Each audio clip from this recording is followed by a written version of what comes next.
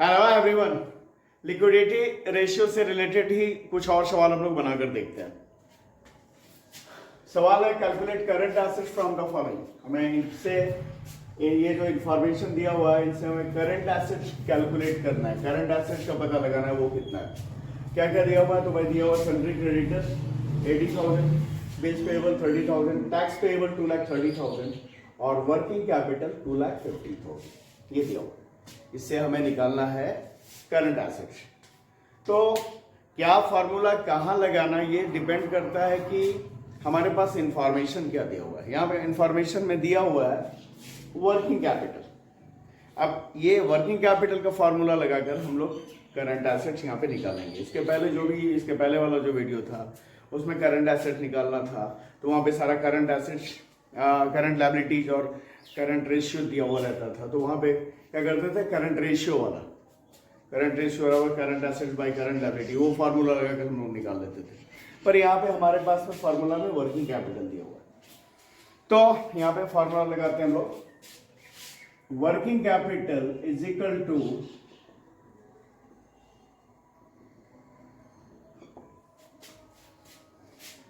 Current assets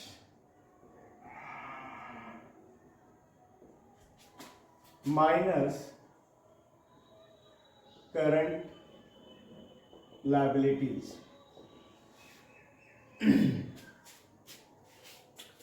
तो ये तो फॉर्मूला है वर्किंग कैपिटल का। वर्किंग कैपिटल कैसे निकलता है? तो भाई करंट एसेट्स में करंट लायबिलिटी घटा दो तो जो बच गया वो है वर्किंग कैपिटल।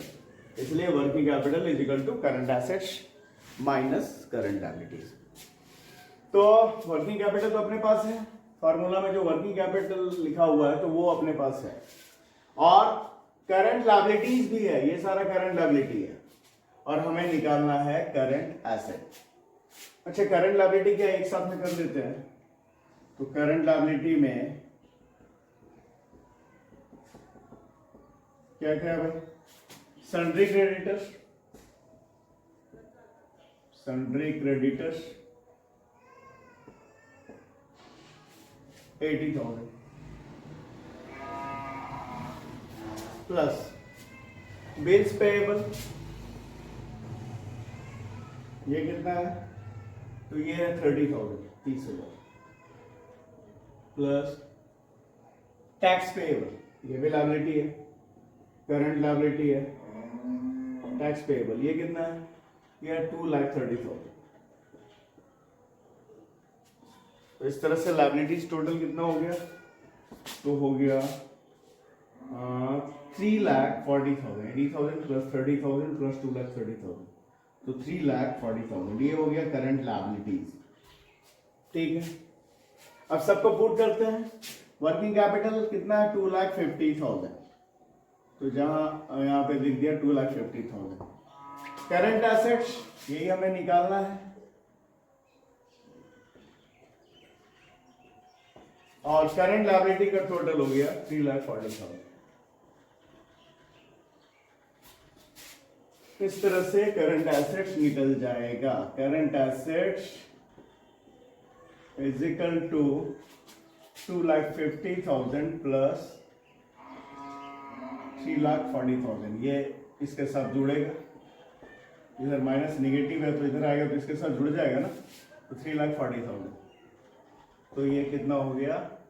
5,90,000। इस तरह से करंट एसेट्स कितना हो गया? 5,90,000। ये हो गया सवाल। अगला देखते हैं। अब ये सवाल है, the current assets of a company are rupees 15 lakh, its current ratio is 3:1 and liquid ratio is 1.25:1। Calculate the amount of current liabilities, liquid assets and inventories. यहाँ पे क्या है? सवाल में करंट एसेट्स दिया हुआ है 15 लाख और उसका करंट रेशियो दिया हुआ है 3:1 और लिक्विड रेशियो दिया हुआ है 1.25:1, और हमें कैलकुलेट क्या करना है? करंट लायबिलिटीज कितना है वो, लिक्विड एसेट्स कितना है और इन्वेंट्री कितना है। ठीक है, तो करंट रेशियो बराबर क्या होता है भाई? करंट रेशियो बराबर करंट एसेट्स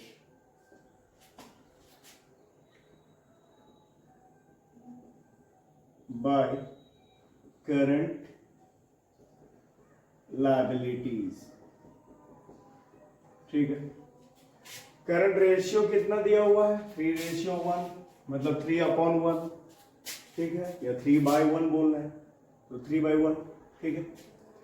बराबर करंट एसेट्स दिया हुआ है कितना, 15 लाख, और करंट लायबिलिटी हमें निकालना है जो इससे निकल जाएगा, ठीक है ना।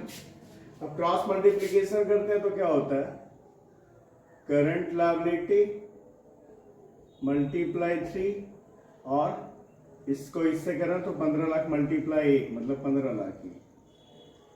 और आप करंट लायबिलिटी निकालना है तो करंट लायबिलिटी बराबर इधर मल्टीप्लाई हो रहा है तो इधर जाएगा तो ये क्या होगा, डिवाइड हो जाएगा। 15 लाख डिवाइड करेंगे, डिवाइडेड बाई 3, तो कितना हो गया करंट लायबिलिटी, इस तरह से करंट लायबिलिटी हो गया 5 लाख, है ना। करंट लायबिलिटी हमें मिल गया। आप दूसरा फॉर्मूला अप्लाई करते हैं भाई, लिक्विड रेशियो वाला, ठीक है।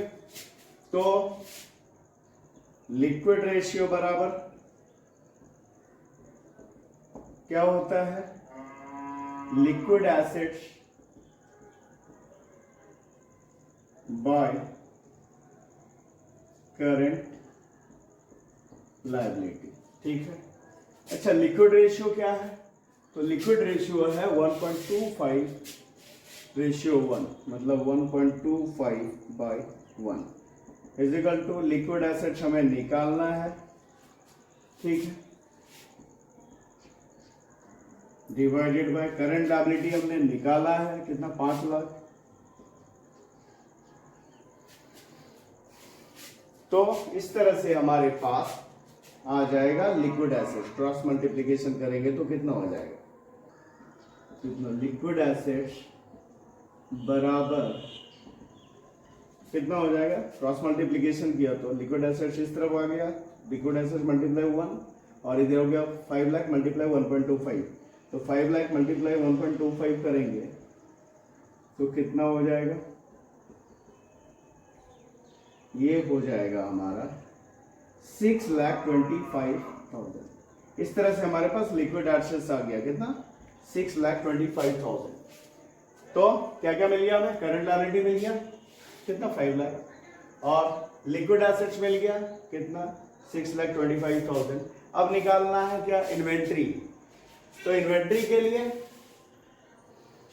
क्या, करंट एसेट्स है अपने पास में, लिक्विड एसेट्स भी है अपने पास में, ठीक है।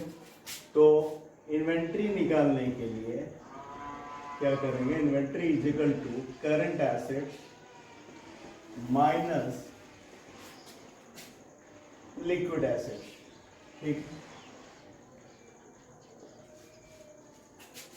करंट एसेट्स में लिक्विड एसेट्स घटा दो तो बाकी जो बचा वो क्या है, इन्वेंट्री, क्योंकि जो करंट एसेट्स है वही लिक्विड एसेट्स है। फर्क क्या है, करंट एसेट्स में इन्वेंट्री को भी शामिल करते हैं जबकि लिक्विड एसेट्स में इन्वेंट्री को शामिल नहीं करते हैं, इसलिए करंट एसेट्स और लिक्विड एसेट्स के बीच का जो फर्क है वही इन्वेंट्री है। तो करंट एसेट्स तो दिया हुआ ही था, कितना था भाई, 15 लाख, और लिक्विड एसेट्स हमने निकाला कितना, 6,25,000। तो बाकी जो बच गया 8,75,000, ये क्या है, ये है इन्वेंट्री। तो सारा मिल गया, करंट लायबिलिटी भी मिल गया, current liability 5 lakh, liquid assets 6,25,000 और इन्वेंट्री 8,75,000। एक और सवाल देखते हैं। अब देखते हैं ये सवाल, a firm's current ratio is 2.5:1, its liquid ratio is 1.5:1. If current liabilities are rupees 60,000, calculate current assets, liquid assets and stock. एक फर्म है जिसका करंट रेशियो दिया हुआ 2.5:1, उसका लिक्विड रेशियो दिया हुआ 1.5:1 और करंट लायबिलिटी है 60,000 रुपए। हमें कैलकुलेट करना है करंट एसेट्स, लिक्विड एसेट्स और स्टॉक। पिछले सवाल में इसमें क्या फर्क है, पिछले सवाल में दिया हुआ था करंट एसेट्स का वैल्यू, ठीक है, और हमें करंट लायबिलिटी और लिक्विड एसेट्स और स्टॉक निकालना था, और यहाँ पे करंट लायबिलिटीज का वैल्यू दिया हुआ है और हमें क्या करना है, करंट एसेट्स, लिक्विड एसेट्स और स्टॉक निकालना है। ठीक है, बस यही फर्क है। बना देते हैं। Current ratio is equal to current assets by current liability. ठीक है, तो करंट रेशियो दिया हुआ है, क्या दिया हुआ, 2.5:1, मतलब 2.5/1। और करंट एसेट्स नहीं दिया है, जो हमें निकालना है। ठीक है, हाँ, करंट लायबिलिटीज दिया हुआ है, कितना, 60,000।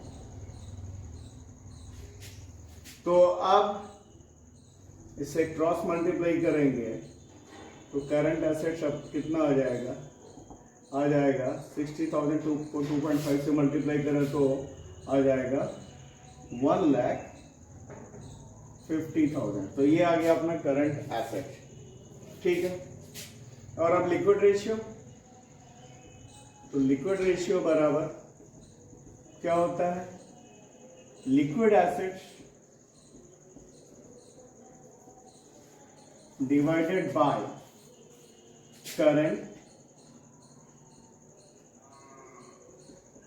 लायबिलिटी। ठीक है, तो लिक्विड रेशियो दिया हुआ है कितना, 1.5:1। तो 1.5/1 is equal to liquid assets, तो निकालना है हमें, डिवाइडेड बाय करंट लायबिलिटी, जो पहले से दिया हुआ है, कितना है, 60,000 रुपये। इस तरह से लिक्विड एसेट्स भी कितना हो जाएगा, क्रॉस मल्टीप्लाई करेंगे तो 60,000 को 1.5 से मल्टीप्लाई करेंगे तो 90,000। ये निकल गया लिक्विड एसेट्स। तो क्या हुआ, करंट एसेट्स निकल गया कितना भाई, 1,50,000। लिक्विड एसेट्स निकल गया 90,000। और अब इन्वेंट्री निकालना है, स्टॉक या इन्वेंट्री एक ही बात है। तो इन्वेंट्री निकालने के लिए क्या करेंगे भाई, तो inventory is equal to current assets minus liquid assets. Current assets और लिक्विड एसेट्स के बीच का जो अंतर है वो क्या है, इन्वेंट्री है। करंट एसेट्स में लिक्विड एसेट्स को घटा दो, बाकी जो बच रहा है वो इन्वेंट्री है। तो करंट एसेट्स 1,50,000, ठीक है, लिक्विड एसेट्स 90,000। तो निकल गया इन्वेंट्री हमारा, इसको घटा के कितना, 60,000, 60,000। ठीक है, ये बन गया। ये लिक्विडिटी रेशियो से रिलेटेड जो अलग अलग तरह के क्वेश्चंस हो सकते हैं वो मैंने आपको बनाकर दिखाया। अब आगे जो करेंगे हम लोग वो सॉल्वेंसी रेशियो के पर बेस्ड क्वेश्चन सारे, वो सब हम लोग बनाएंगे आगे के वीडियो से। ठीक है, तो इस वीडियो में इतना ही। अगर ये पसंद आया वीडियो तो इसे लाइक कीजिए, चैनल को सब्सक्राइब कीजिए। Thank you.